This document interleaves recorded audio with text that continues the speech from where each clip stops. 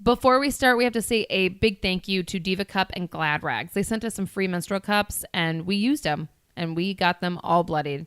And that's what we got to tell you about. Thank you. So thank you so much. It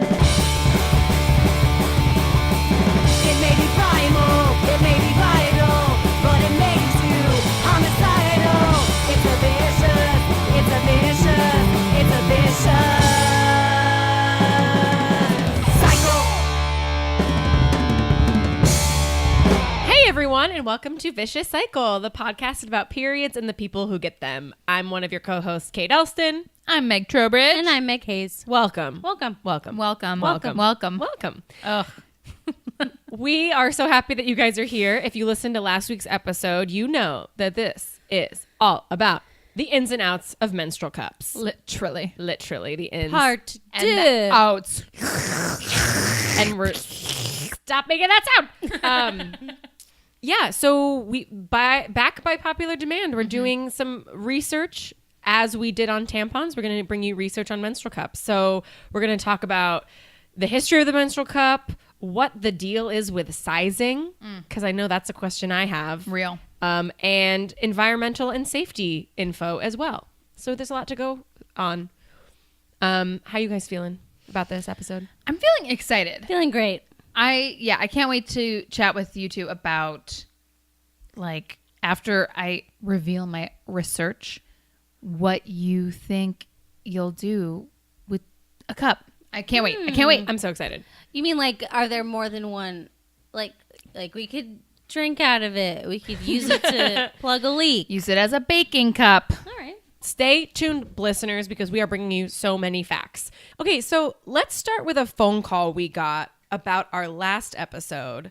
If you guys remember, Francesca Fiorentini called in and told that whole saga of losing. How We could remember. forget? So this phone call is about that. Hey guys, this is Genevieve in Denver. Just listened to the menstrual cup episode, and I've actually lost 2 Diva cups. I have no idea where they are. I'm pretty sure they're in their bags, thankfully. I have one left, and it's the one that I use, and it's the one with the craziest name. It's called Bloody Buddy. And since I didn't want to buy them myself, I've actually put them on my Christmas list for other people to buy them for me. And so my mom actually picked out my Bloody Buddy. So if the reason why you don't have a menstrual cup is because that big initial cost, put it on a Christmas list or birthday list and have somebody buy it for you, mom, dad, best friend, random person, whatever. And make sure you keep track of it because those stinkers can leave you looking everywhere. Anyways, love you guys. Thank you so much. Bye. Oh my God. That's amazing. The Bloody Buddy. The Bloody Buddy. So first of all, it sounds like there are some mice families in Denver who are also having well-lit little mouse Oh holes. my God. My favorite line was, "It can have you looking everywhere." You're Tagline. just like, I've been to this library before. I wonder if it's here. Oh, well, thanks, Oh my Genevieve. God, thanks, Genevieve. I did not know that so many people could lose a Diva Is cup. this a common occurrence? All right. Oh Well, my if you've God. lost a Diva cup, or if you have one and you know exactly where it is, call our hotline, 9106-UTERUS. So now let's get into some fun facts. There's love two fun facts. there's 2 fun facts. And one of the fun facts I already fun facted to you last week. Fun. So the first fun fact that I already fun facted is that a 2011 study showed that about 90% of people who tried menstrual cups would recommend them to friends. And that comes from a study in a medical journal in Canada, I believe, which makes sense because all of the callers last week that we heard from were like so gung-ho on their menstrual cups. Yeah. Yeah. And then the other fun fact is that only about 2 to 3% of bleeders in the United States use reusable products. So that could be anything from menstrual cups to reusable pads to Thinks underwear or underwear like that. So only 2 to 3%. Wow. Interesting. So now that we have been fun facted, let's get into the history of the menstrual cup. We've talked about the invention of the tampon. Can you guys remember what year the tampon was invented? By Earl Haas. 1912? 23. Close. 1924. 1931. You're in the right. You're I in the thought right Meg era. was going to do the prices right thing Right, and be like, exactly. $1. So yeah, Earl Haas developed the tampon in 1931, which had the applicator, and then shortly after that, the OB was developed by a German woman.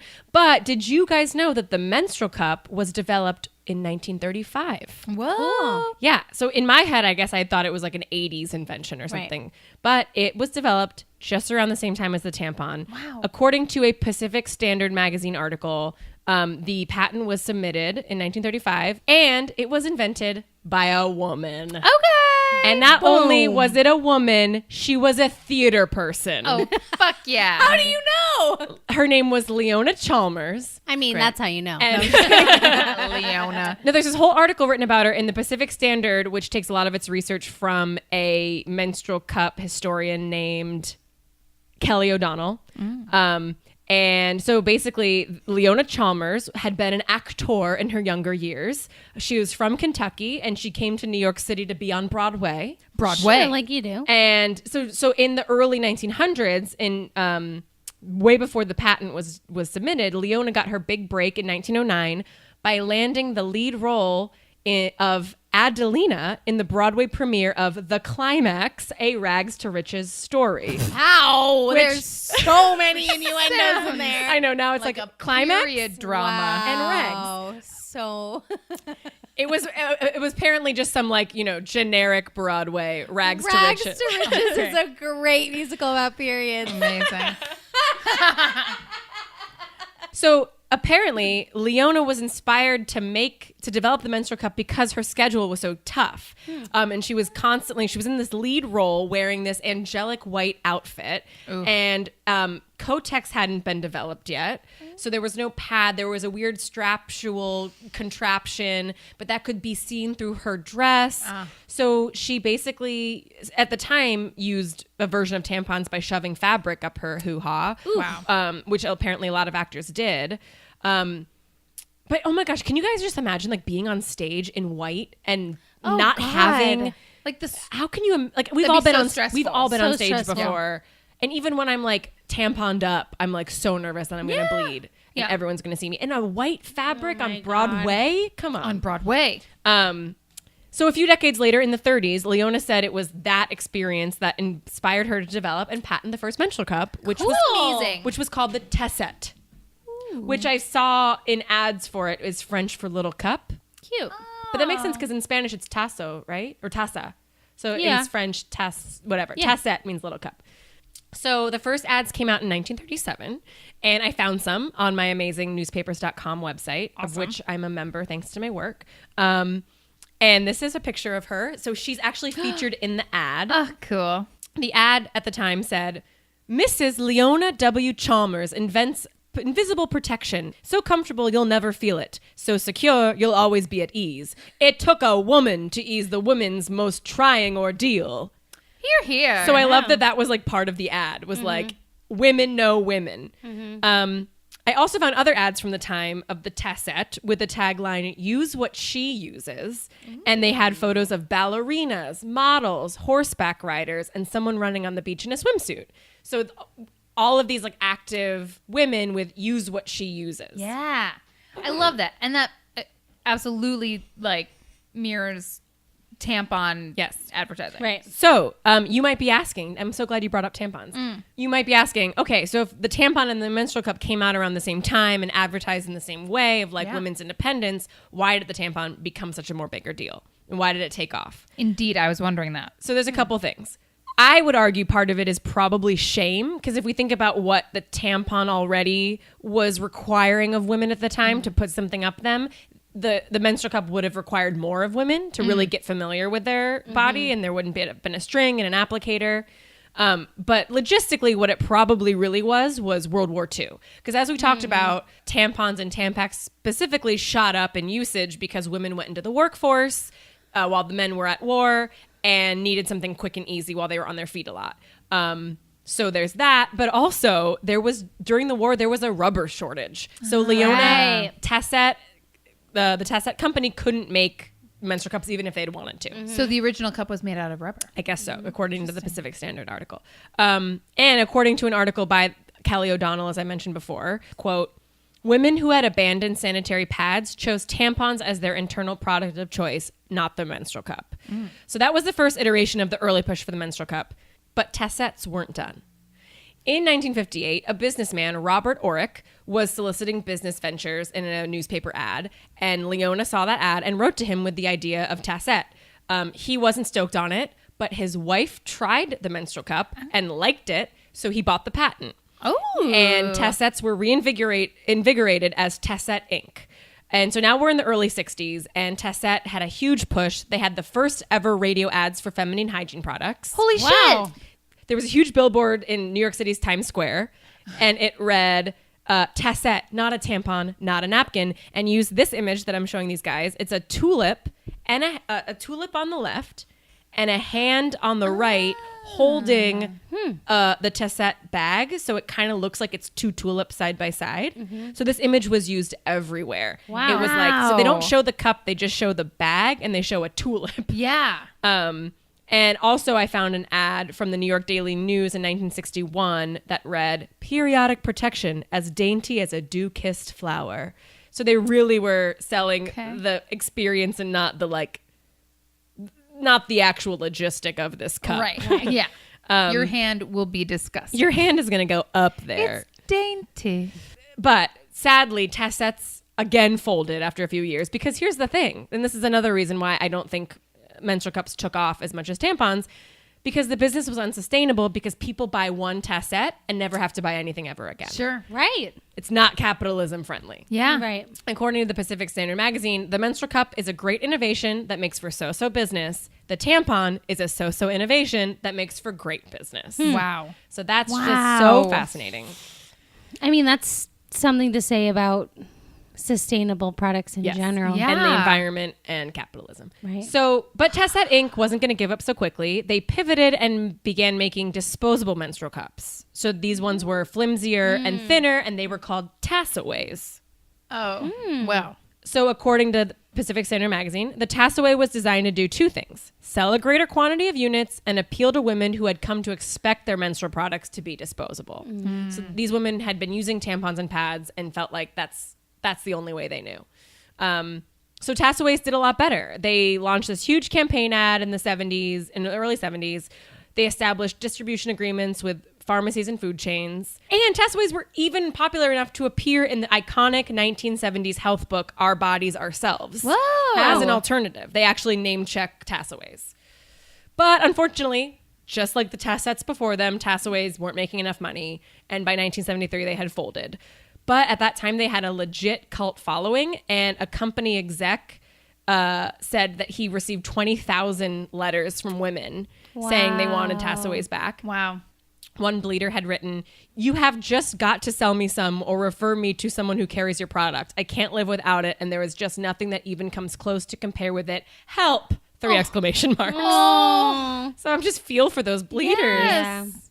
And then Kelly O'Donnell, this historian, she interviewed Robert Orrick, the guy who bought the patent. And in 2010, he said that he still, quote, couldn't imagine why all women aren't using the product. I just thought it had to work. Wow. So Oh. Robert got it. Robert got it. So then cut to the 80s. What happened in the 80s with tampons? Toxic shock. And all of a sudden, TSS cases were coming up. Dozens of women were dying. And menstrual cups had a comeback. And actually, a brand called Keeper, which I believe is still in use today, was developed by a Tassaway Inc. user who who capitalized on the scandal and capitalized on people being scared of tampons. Right. So and then that leads to today, where like the 2000s come, and then the internet is able to market to a niche group of people and market to women and make it like more a cult following. So that's the menstrual cup, a theater person, cult following, capitalism sucks. Theater people will save the world. Yeah. They really will. So that is that. Wow. Thanks for that research. That was so interesting. Thank you, Leona. Thanks, Leona. Thanks, Leona. Yeah. Thanks, Kate. Yeah. You're welcome.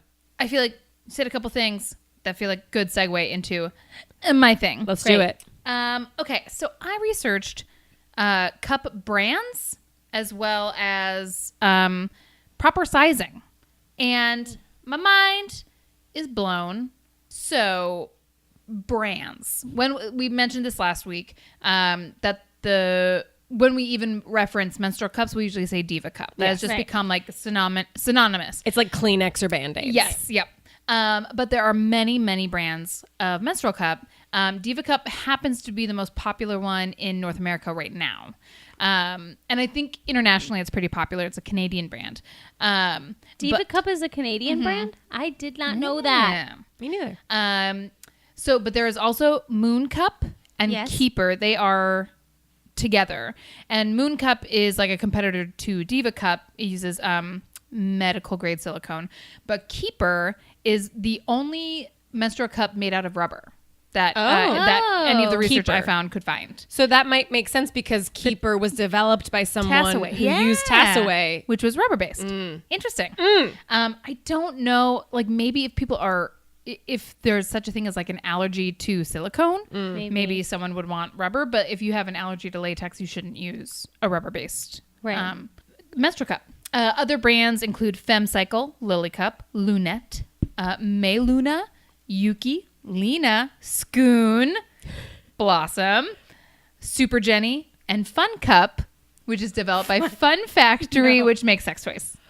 They make my favorite vibrator. Fun so cup. Great. Hold on. Scoon? Scoon. Does that come out of like Finland or something? I think so. Okay. I didn't look up all the... Okay. I love these names though. Yeah. Super Jenny. Super Jenny. Super Jenny. Yeah. Do we know anybody named Jenny? I want to call them Super Jenny. Jenny Rosen. We could call her Super Jenny. So this, I found this article in Wirecutter. It is thorough as fuck. And they tested all of those brands. Wow. To determine which menstrual cup might be best. Bless them. Yeah. That would take a year. Yeah. So they talk about their process, why they chose what they chose. So we'll post that on our social too, but Wirecutter's menstrual cup review. And I will tell you which cup they suggest for first time users. Only after I get into the factors that you should consider when choosing a menstrual cup. There are two main factors that should come into play when you are choosing a menstrual cup: size and brand. So the first is vagina length. So we have different vagina length. All right, guys. Let me rulers? Let me go get Drop the trout. tape measure. Yeah. Seriously. So they have a system that you should use to determine whether you have a high, regular, or low hanging cervix. Okay. So if you insert your index finger and don't feel your cervix, you have a long vagina or a high cervix. Oh, if I just have a small index finger. I mean, that's a good point. Maybe try your middle finger. If you insert your finger and the majority of your finger goes in, but you feel your cervix, you have a regular length vagina. What does your cervix feel like? Is it obvious That's when you what touch I'm your cervix? wondering. It's the end of your vagina. Okay. Like Have you felt your You cervix? can't push I anymore. have to dig. You have a long So vagina. I have a long vagina. Okay. And then they say some people, if you only get like half of your finger in before you hit the end, you have a short vagina. Okay. And I was just like, whoa, some people can't fit a whole finger up their vagina? Like that blows my mind, but that's because I'm only used to. Or they have very fingers in long my own fingers. Kate's really finger length. I'm sure there's more discrepancy between vaginal length and finger length. Okay, I'm going to write down homework. Yeah. Feel for cervix. So that's part one. And the second factor that's most important is vaginal muscle strength or tightness. So there's a couple ways that you can consider this. One, so we have this quiz that we'll post. What I'm discussing here is basically what this quiz makes you answer for yourself. Got it. But the quiz, putacupinit.com/quiz, asks multiple questions like, how often do you see the inside of a gym? Like if you're like, oh, more than once a week, then, you click that. And that probably means you have a stronger musculature. Overall. Yeah. Which then relates down to your vagina. So Does it also ask you what Disney princess you are? I wish. I feel like that would really help. Snow White, you got a short vagina. Everyone knows that. So, but like if you don't do things that strengthen muscles, then you might have less tight kegels and muscles. Interesting. Wow. So when you lift weights or go on a bike ride or run, you're actually bet helping yoga your too. kegels and your vagina. Yeah. Oh, that's so interesting. So yeah, so like full body musculature can relate down to the vag. Okay. Wow. And those two things are like the biggest factors in how a cup feels inside you. Okay. So different brands have different lengths. So they say, like if you have a long vagina, that the Diva cup is a better brand for longer vaginas. And there's why exactly? because it's just a longer cup. Got like they it. say, okay, the cup length, not the stem length, but right, the cup the length. full cup length. Okay. Yeah. And then the second factor being your muscle tightness. If you have a tight vagina, then you probably want a firmer cup. And so there are brands that have different firmnesses. Firmness? Sure. There are brands that have different firmness in their cups, or they're just brands that are known as being softer or firmer. So if you feel resistance, like for instance, I'm a weightlifter and I can just tell like my muscles tighten around a cup. So I definitely need a firmer cup because if you get a soft cup, it'll pop open. Oh. And so Oh, it's like the resistance. yeah. Got So it. and that's part of the reason why you're supposed to twist a cup inside you is to help pop it open. But if you get a firmer cup, you don't have to worry about that as much because it will naturally do it if it's firm. But if it's harder to insert, you probably want a smaller cup, and then you'll have to do more to make sure it pops open. This is fascinating. Right? Wow.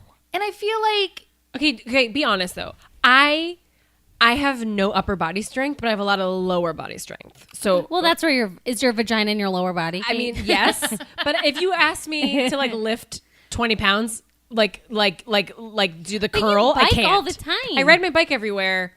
That's and some I- Kegel exercises for Okay. sure. Okay, then I guess maybe I have a tight vag. okay, but here's my question that I can't remember.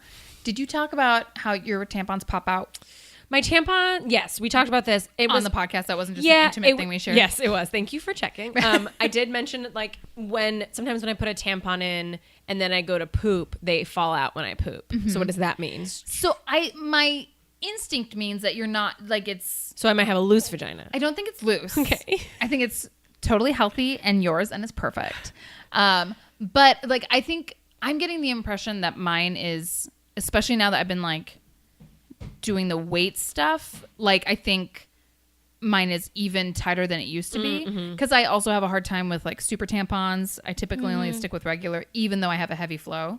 And it was a struggle to get the cup out the last time I used it. Okay. To the point where I was in there for about 10 minutes, teared up. I should have mentioned this last episode. But and then finally when I got it out, it was painful. Like it really hurt and I was sore for a while. And that's because you think it was too soft. No, it's because I think I was too tight and it was too wide. Oh, okay. So on top of length and firmness, then there are cups that are wider. So some people, they say if you have a longer vagina, but that's tight, you'll want a long, narrow cup. Where other women who, have had vaginal births or even C-sections, or just have a naturally wider set vagina will want a wider cup. So that's part of a factor, but they say that's less of a factor because vaginas are meant to stretch to pop out a baby. So any cup should be able to fit in you. So you would say that maybe the length is the most important, followed by the grip, followed by the... I think so. They count those as, I think, like too even. Got it. But they say, like, for the most part, you should probably try a couple different. Like, you should give one cup a fair chance and try it a couple times because there's a learning curve. But you'll probably have to buy multiple cups to find the right cup for you. And so I don't want to, like, call out Diva Cup. But the fact that they keep it so simple that it's just pre-30 or pre-baby and post-30 post-baby, I think it's just too simplified. Yeah. You know, like It- vaginas it- are also different. And so for their post baby, does that mean it's wider? it's wider. Oh, okay. So I think the firmness stays the same and the length stays the same. Okay. It is just a wider cup. Okay. But that means that Diva Cup just is like, this is our length and this is our what's it called? Firmness. Firmness. But the width is what changes. Yes. Okay. Where the brand that the Wirecutter research says is probably the best for first time users is Meluna. It might be pronounced Meluna, but I've been calling it Meluna. Meluna. How do you know it's not Melina? Well, great point. It's capital M, little e, capital L, Oh, okay. UN. It feels like they want us to land on Luna. Is it a Spanish company? That I don't know. I only read this article. Got it. But it was really long and thorough, as I I'm said so excited. before. Yeah. But so they suggest Meluna because it has 7 different sizes. And within those sizes, it has different firmness options. And they have different stem types. So when you're like... It's like build a cup. Yeah, I mean, honestly. Okay. And so like that's, Diva Cup It just says gives here they you... have 8 sizes. Ooh. Maybe they've updated. They might have released more. Yeah, because Diva Cup has their one type of stem. It's called a hollow stem and it's short. And they have those 2 sizes. Meluna has sizes that are available for long, regular, and short vaginas. Okay. They have different firmnesses you can choose from.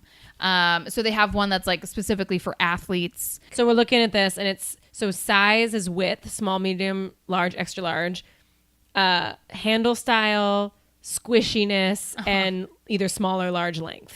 I love that they say how squishy. Squishy is great. I love this. Yeah. Meluna. That's great. I know. So this brand just says that since you have so many options, it's probably the best brand to try out for the first time.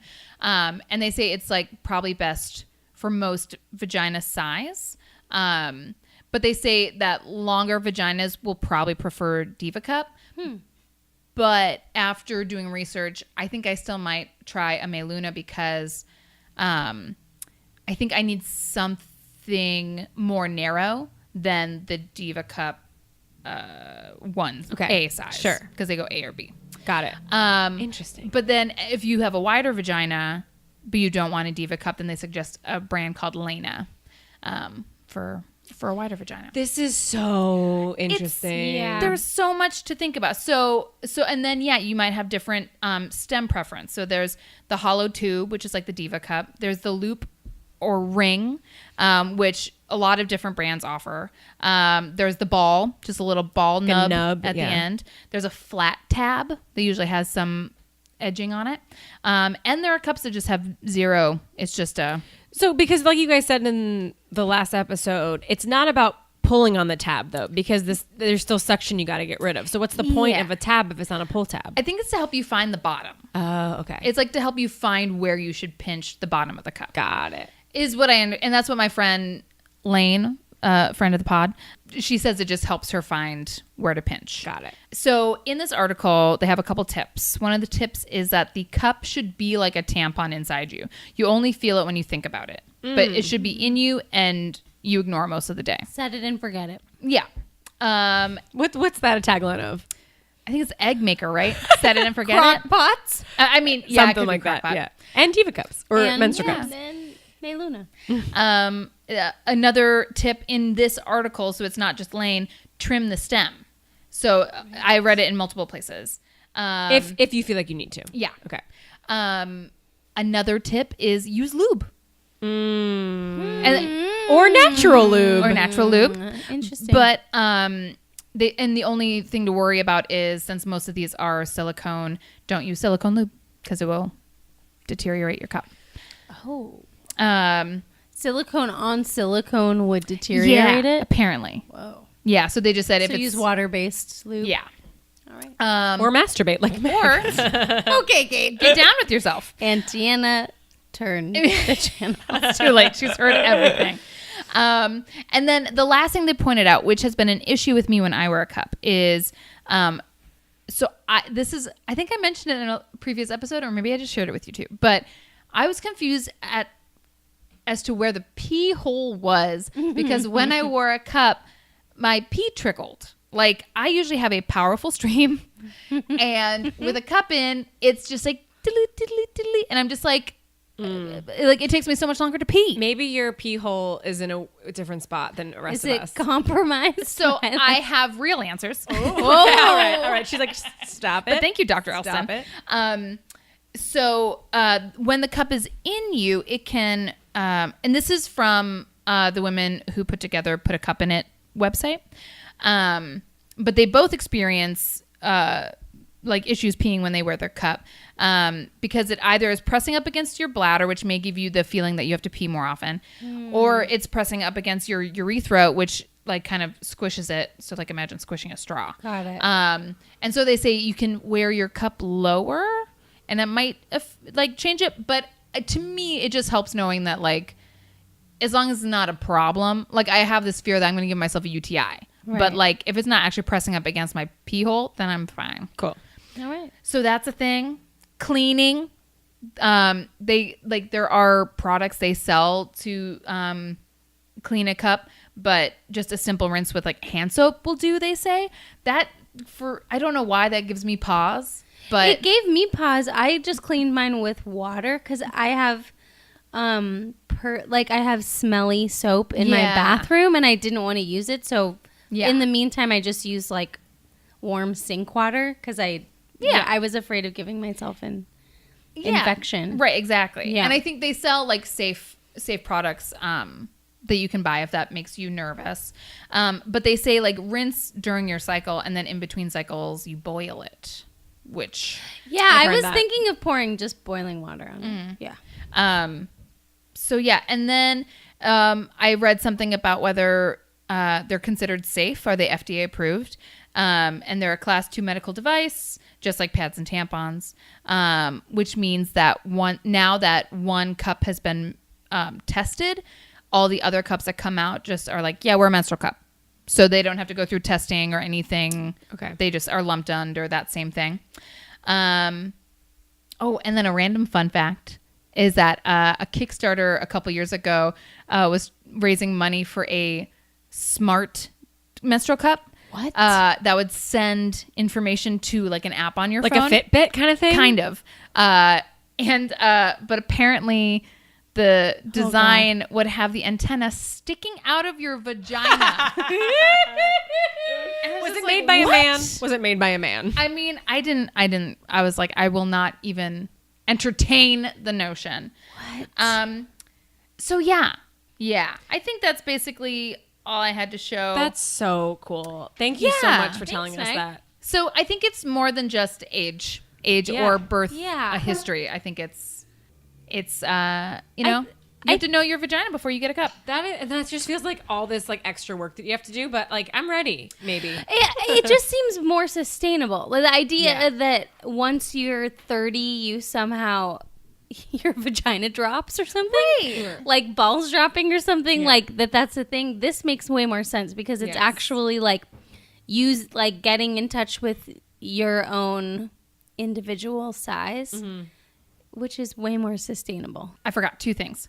So Diva Cup suggests there's only 2 ways to fold your cup to insert. Right. Lunette has a video that shows 9 different What? folds. How Yeah. is there 9 different ways? But yeah, there's an E fold, an S fold, a 7 fold, a punch fold, a double 7 fold. There are multiple ways. What's the punch fold?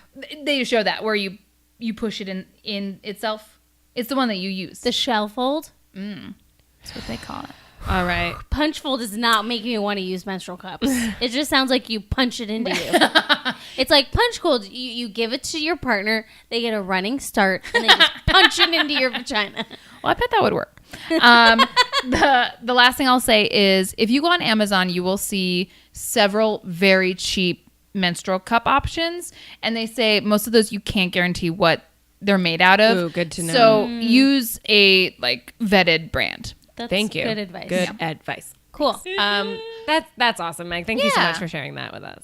So we can post that quiz too because it basically helps you. Yeah, we got to post a lot of stuff this episode. Yeah. We got a lot to post. Get ready.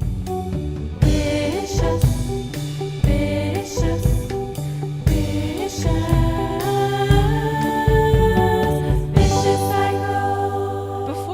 on another quick phone call. We got this from a blistener. Hi, Vicious Cycle ladies. I just thought I'd share. I actually got my first period not first period in a while, in like 2 years. And I was at work today. I was like watering plants saying, oh my God, what's that smell? I think something's wrong with the plants. Didn't say it out loud and realized, oh my God, I think that's my own period smell and it's been so long. I forgot that it happens. I was trying to think of the right way to describe it, and I guess the best thing I can come up with is suspicious. Something just smells a little bit off, and it's like, I don't know. Maybe you ladies can come up with something a little bit funnier when you're like, what's that smell? It's like when you think maybe you step on some dog poop, and you're like, is that my shoe? Is it not? Don't really want to say anything, so we'll just call it suspicious. Just thought I'd share. Thanks so much for listening. Can't wait to hear how your period smelled this month. Bye. Oh my I God. love that. So basically you're saying, caller, is that we can describe periods not just by nouns, but by adjectives. love That's so smart. It's so good. Yeah. Suspicious is a perfect Yeah. descriptor. Good. I gotta think of other ones. I think now. mine's earnest. Ooh. Wow. Okay. Surprise from my right. Mine would I am be on Meg's right. decisive. Wow. Yes. It smells decisive. Mine would be uneasy. Okay. Eggs. Suspicious though is great because it is that kind of like Suspicious is great. it's like yeah. Was that? Is that what I think it is? Oh man, thank you so much, caller. If you guys have a smell, let us know. Call my our God. hotline. Yeah. 9106 uterus. 9106. Way to start it low, low, Meg. Let's so try it low. again. 9106 uterus. 9106 uterus. Tell us how you bleed like us at 9106 uterus. Oh my God. That was truly terrible.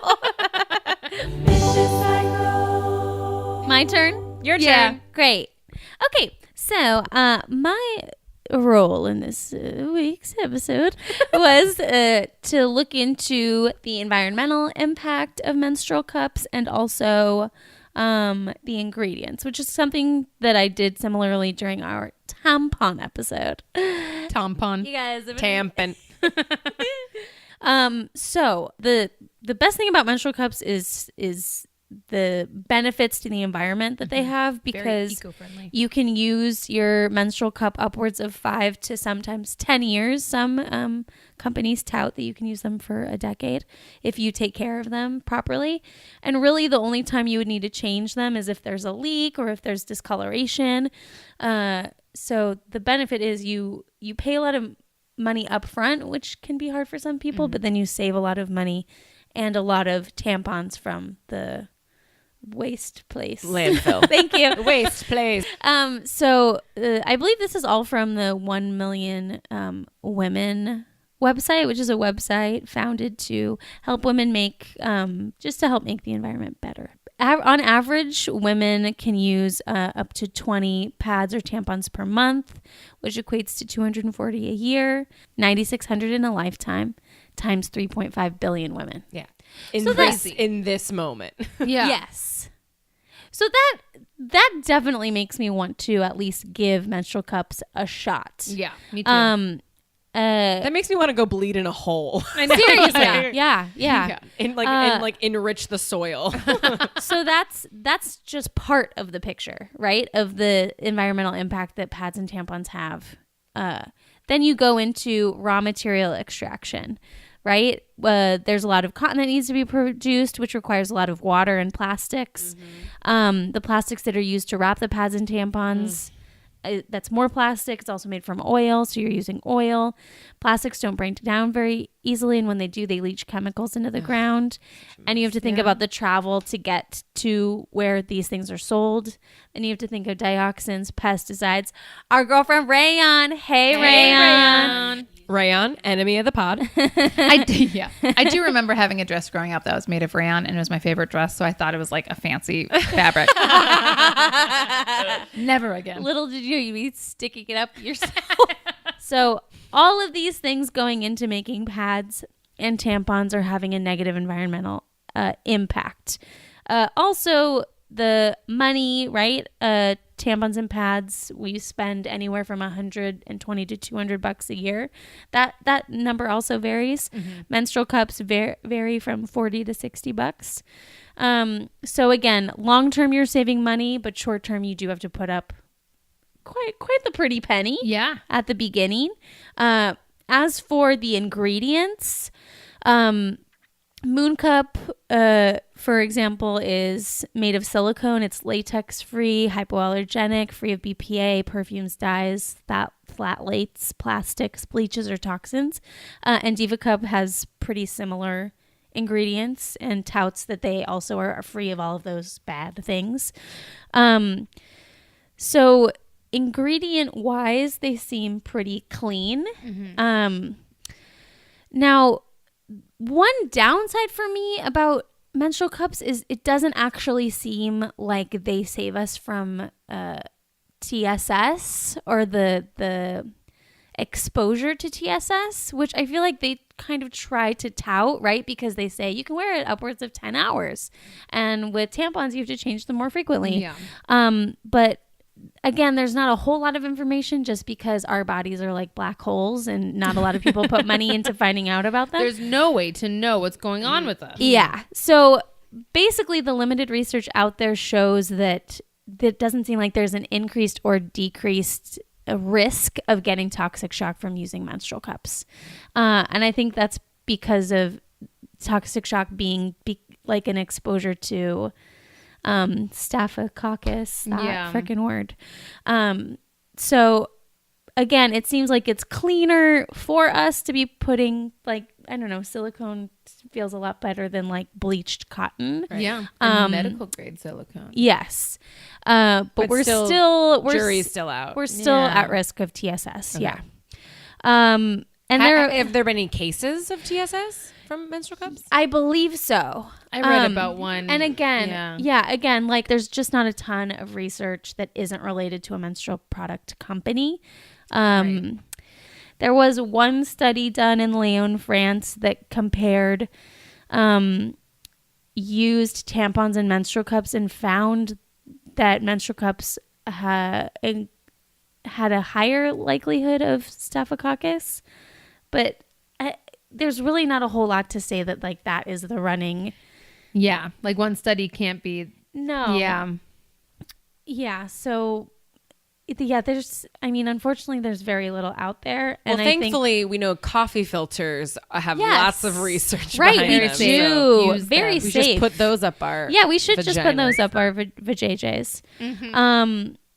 Oh God, there was in that article about that study, they talked about Rely tampons and how fucked up they were. Rely. They're like, yeah, basically all tampons are good except for Rely that was banned because they caused all the TSS. Yes, they did. I thought that was You so can funny. rely on Rely. Oh my And It's remember, Rely. it's called Rely because Rely relies. So stupid. So I believe it was in this Daily Beast article. They talk about the benefits of using silicone because it's reusable, and you just need soap and water to wash it. And then I just wrote in my notes, tampon rug burn, 5 question marks. Welp, it eliminates it. So using a menstrual cup eliminates tampon rug burn. I was like, hey! So it must just be some people get A rash. irritated by. Well, I think if Inserting you're, if you're, taking out. right, because it's dried cotton, right? yeah. So if you're inserting it and taking it out, that friction can cause, oh girl, I now did that some you just kegels. said, now that you just said friction, Oh my Yeah. God. I'm like, Oh, I know. That was my exact feeling. Obviously, we need more research. Yeah. and we need People. more women Yeah. or people that get their periods to make decisions Yes. Exactly. in the world to make this research happen. Yeah. Yes. Like one of the articles, like I got connected to like a literary article or like from a medical journal. And I have like 3 notes on that. It's from Dr. Samantha Allen. And it's literally like, we don't know what we don't know. It doesn't disrupt your pH levels. And that's it.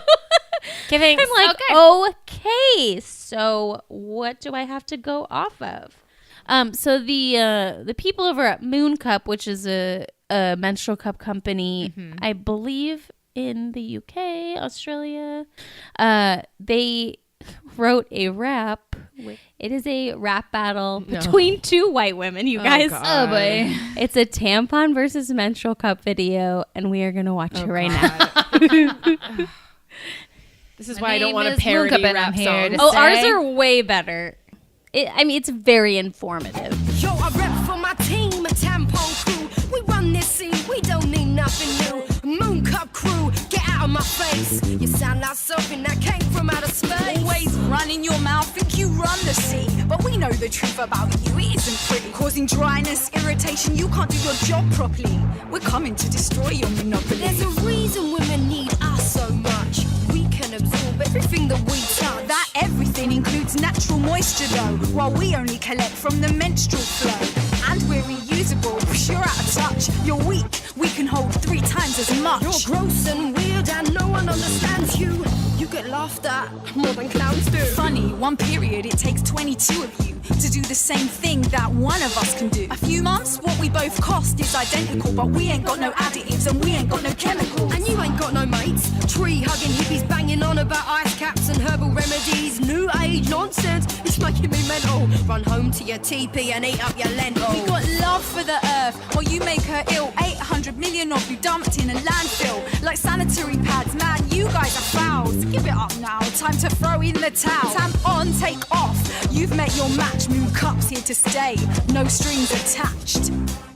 Oh my God. Okay, here's the thing. If I would have produced that, I would have made the tampon really bad at rapping. Yeah. The woman who Right. rep tampon be like, yo, my name is Tampon. She was and the I'm here to superior- say I'm gonna soak up anyway. And then the Right. Moon Cup should come in and be like, wooka, wooka, wooka. Right. Yeah. Yeah. That's how I, I would think have the done it. tampon rapper was the superior rapper. Yes. Also, there are women of color in the background as our hype people, and they have No. zero Yeah. lines. It's Also, so upsetting. like, because in that ad, like the tampon saying things about the Moon Cup that I'm like, yeah, I genuinely think that about Diva Cups. Right. Why are you mentioning that in your ad? yeah, it's not like Moon Cup obviously wins. It's like Tampa brings up a lot of good points. Yeah. Oh, that's really funny. Yeah, it was rough. It made me feel like we should do more parody songs. Yeah. because ours are way Yeah. better Pretty than good. that. They're pretty We are just as white, but we are, You know, we have we our write own lyrics flavor. to Homeward Bound. That's right. That is right. Cool. So rounding out like the research, what have you? Rounding out the research, unfortunately, we don't know all that much about menstrual cups. I don't think that people should be dissuaded from trying them. I think your risk is probably about the same as it would be with a tampon. And I would say the biggest benefit is the lack of environmental impact, for sure. Yeah. Because of my use of menstrual cups, it's not the most comfortable for me yet. But I think the environmental rewards makes me want to keep trying until I find kind of the size and company that works for me. Yeah. Yeah. So that's what I would tell people. Yeah. Cool. Cool. Cool. Cool.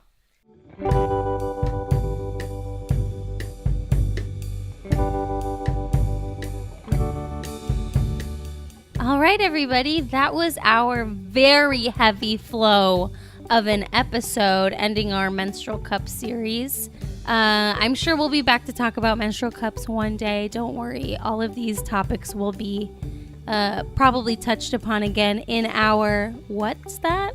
Second season? That's right, you guys. Next week is our last episode of season 1.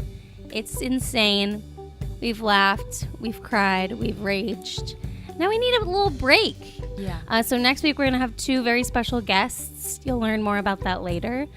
And we will talk to you then about all the awesome things you can do on our hiatus. But remember, there's one more episode before we take a pause. You know, A menopause. A menopause. Meg, that's brilliant. Menopause. A menopause, if you will. So that's that for this week. Thanks, you guys. We love you so much. And in the meantime, keep calm. And tampon.